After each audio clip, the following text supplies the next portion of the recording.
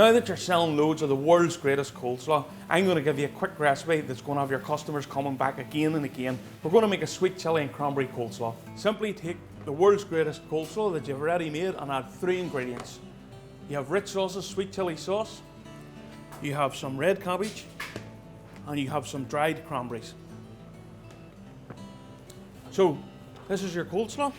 Simply add your rich sauces, sweet chili.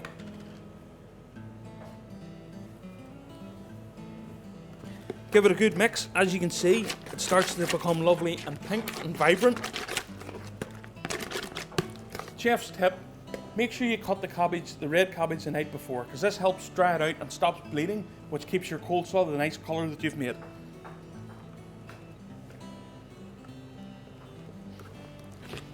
Again, work this in. And to finish, the cranberries. Just a light sprinkling.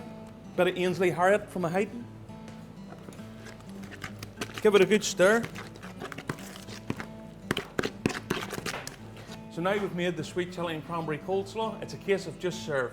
So whether it's in a baked spud, to take home, or in your deli counter, and for any more coleslaw ideas, visit richsauces.com.